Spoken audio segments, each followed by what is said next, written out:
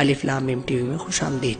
ہمارے اس چینل کو سبسکرائب کریں اور اس بیل آئیکن کو ضرور دبائیں تاکہ ہماری لیٹسٹ ویڈیو کی نوٹیفیکیشن آپ کو موصول ہو سکے۔ شکریہ۔ ہمیں تو وہ کہانی بھی اسلام کی غربت کی یاد آتی ہے کہ جب احد کے اندر 70 شہیدوں کے لاشیں پڑے ہوئے ہیں تو حضرت صفیہ حضور کی پھپھی اپنے بھائی حمزہ کے لیے 2 چادریں لے کر کے کفن کی آتی ہے، تو حضور علیہ السلام نے فرمایا کہ جس قبر میں حمزہ کو دفن کیا جائے اسی قبر میں مصعب بن عمیر کو بھی کفن دیا جائے اور دفن کیا جائے، اور کہا میرے چچا کے لیے اس کی جو بہن میری پھپھو جو 2 چادریں لے آئی ہے، کہا 1 چادر ہم مصعب بن عمیر کو دیں گے۔ یہ مصعب بن عمیر کون ہے؟ تاریخ پڑھو، کتنی دل آویز تاریخ ہے۔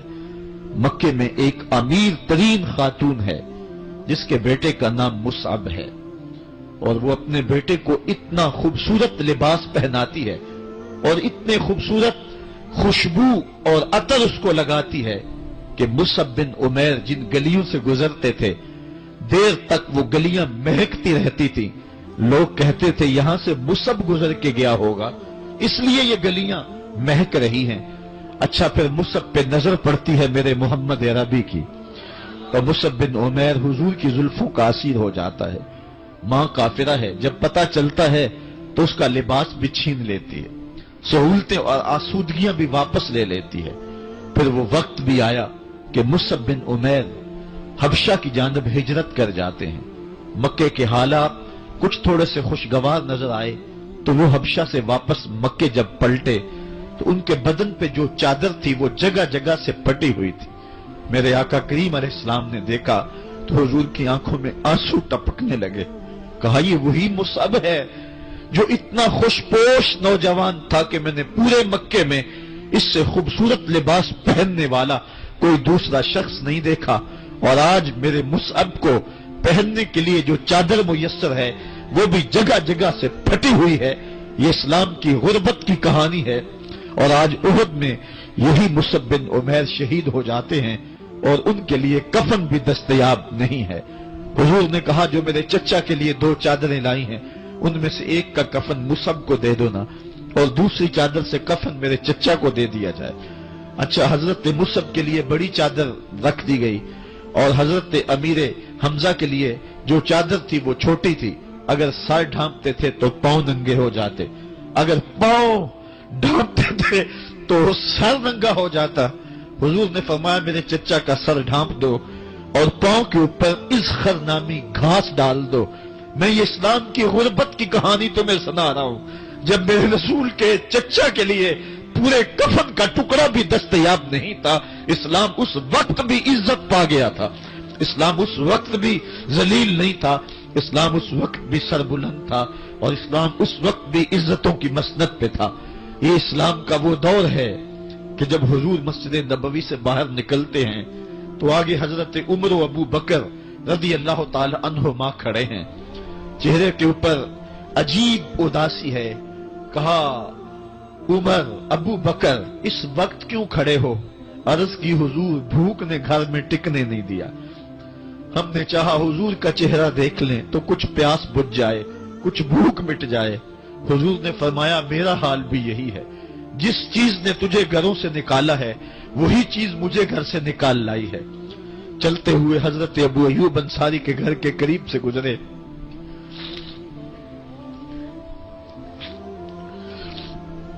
حضور کی خوشبو پا کے وہ باہر آ گئے۔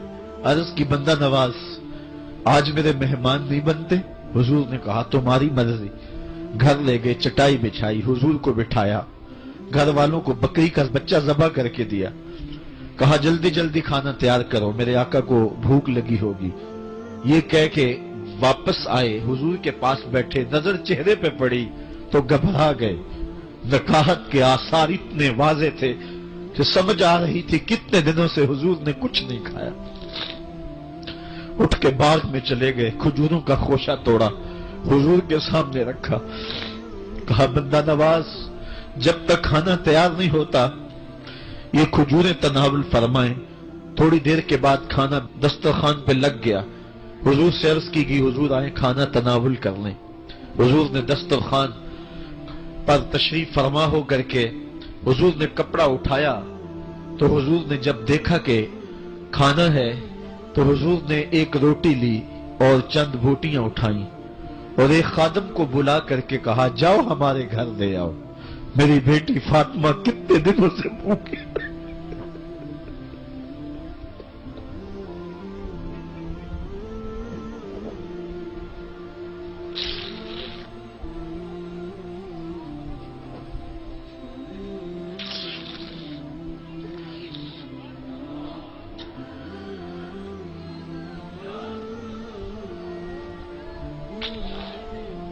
کہا جاؤ ہمارے گھر لے آؤ، میری فاطمہ کتنے دنوں سے بھوکی بیٹھی ہوئی ہے، مال کے کونین ہیں گو پاس کچھ رکھتے نہیں، دو جہاں کی نعمتیں ہیں ان کے خالی ہاتھ میں۔ آپ کو پتا ہوگا کہ جب میرے رسول کا انتقال ہوا ہے، حضور کا وصال ہوا ہے، تو حضور کی ایک زرہ ایک یہودی کے گھر میں گروی رکھی ہوئی تھی، حضور نے زرہ رکھ کر کے اس سے قرض لیا ہوا تھا۔ یہ اسلام کی غربت کی کہانی ہے، اور پھر اللہ نے اسلام کو امارت کے رنگ بھی دیے۔ آؤ تمہیں کہانی سناؤں، حضرت عدی بن حاتم روایت کرتے ہیں، صحیح بخاری میں روایت ہے۔ یہ حاتم تائی کے بیٹے ہیں، کہتے ہیں میں حضور کی خدمت میں حاضر ہوا، ایک شخص آیا کہنے لگا حضور غربت نے میرا برا حال کر دیا ہے، اور اس نے شکایت کی غربت کی، پسماندگی کی اور اپنی معاشی بدحالی کی۔ پھر ایک شخص آیا کہنے لگا حضور میرے پاس دولت تو ہے لیکن میں نے جس منزل پہ جانا ہے راستہ پر خطر ہے، تو میرے لیے کیا حکم ہے کہ میں کیسے راستہ طے کروں؟ تو یہ دو لوگوں نے یہ باتیں کی تو حضرت عدی کہتے ہیں کہ حضور نے روئے سخن میری جانب موڑا اور میری جانب مخاطب ہو کے کہا عدی تو نے ہیرا دیکھا ہے؟ عدی کہتے ہیں میں نے عرض کی حضور دیکھا نہیں، سنا ہے، ہیرا یہ شہر ہے عراق کا۔ تو حضور نے فرمایا عدی تو نے ہیرا دیکھا ہے؟ میں نے کہا نہیں حضور دیکھا نہیں، اس کا تذکرہ سنا ہے۔ فرمایا عدی اگر اللہ تجھے زندگی کی مہلت دے تو ہیرا سے ایک خاتون چلے گی، تو اپنی آنکھوں سے دیکھے گا اور مکے تک پہنچے گی اور اللہ کے گھر کعبہ کا طواف کرے گی، اور اس کو ہیرا سے لے کر کے مکے تک اللہ کے علاوہ کسی کا ڈر نہیں ہوگا۔ کہتے ہیں کہ میں نے دل میں کہا کہ پھر بنو طے کے ڈاکو مر گئے ہوں گے جنہوں نے عرب کے اوپر روب ڈال رکھا ہے، تو وہ تو پھر ختم ہو گئے ہوں گے۔ کہتے ہیں میں بھی سوچ ہی رہا تھا کہ حضور نے مزید میری حیرت میں اضافہ کرتے ہوئے کہا عدی اگر تجھے اللہ نے زندگی کی مہلت دی تو دیکھے گا کہ کسرا کے خزانے تیری جھولی میں ہوں گے۔ تو اس دور کی سپر طاقت تھی۔ میں نے کہا حضور کسرا بن ہرمز؟ حضور نے فرمایا ہاں کسرا بن ہرمز۔ کہتے ہیں کہ حضور نے پھر فرمایا عدی اگر تو زندگی پائی تو تو وہ دن بھی دیکھے گا کہ ایک شخص زکوٰۃ کی رقم لے کر کے، زکوٰۃ کی چاندی لے کر کے، زکوٰۃ کا سونا لے کر کے نکلے گا اور اس کو کوئی زکوٰۃ کا مستحق ہی نہیں ملے گا۔ حضرت عدی بن حاتم کہتے ہیں کہ پھر میں نے وہ منظر اپنی آنکھوں سے دیکھا کہ ہیرا سے خاتون چلی اور مکے تک پہنچی، اور امن ایسا تھا کہ اس کو اللہ کے علاوہ کسی کا ڈر نہیں تھا۔ پھر وہ لمحے بھی میں نے دیکھے کہ کسرا بن ہرمز کے خزانے مسجد نبوی کے باہر پڑے ہوئے ہیں۔ تو کہتے ہیں تیسری چیز میں دیکھ نہ سکا، اور میں نے لوگوں کو کہا کہ یہ میں تو نہیں دیکھ سکا، میری شاید زندگی وفا نہ کرے، اور اگر تمہاری زندگی وفا کرے تو تم دیکھنا میرے آقا نے جو فرمایا تھا دو باتیں تو پوری ہو گئی ہیں، اور تیسری بات تم دیکھ لو گے۔ حضرت یحییٰ بن سعید فرماتے ہیں کہ حضرت عمر بن عبدالعزیز کا زمانہ تھا اور انہوں نے مجھے افریقہ کی جانب زکوٰۃ وصول کرنے کے لیے بھیجا۔ میں وہاں سے زکوٰۃ وصول کی اور پھر میں زکوٰۃ لینے والے مستحقین کو ڈھونڈنے لگا، تو کہتے مجھے کوئی مستحق نہ ملا۔ پھر میں غلام پکڑتا اور اس کے پیسے دے کے اس کو آزاد کرواتا چلا جاتا۔ حضرت عمر بن عبدالعزیز کا زمانہ ہے کہ گورنر ہے عراق کا، وہ حضرت عمر بن عبدالعزیز کو لکھتا ہے کہ اتنی رقم ہے اس کا کیا کرنا ہے؟ تو عمر بن عبدالعزیز کہتے ہیں رقم لے کے یہاں نہ آنا، وہاں عراق کے لوگوں میں بانٹ دو، جو زکوٰۃ کے مستحق ہیں ان کو تقسیم کر دو۔ تو گورنر لکھتا ہے جو مستحق ہے ان کو دے دی، اب کوئی مستحق نہیں رہا تو میں کیا کروں؟ تو حضرت عمر بن عبدالعزیز کہتے ہیں جو مقروض ہیں ان کا قرض اتار دو۔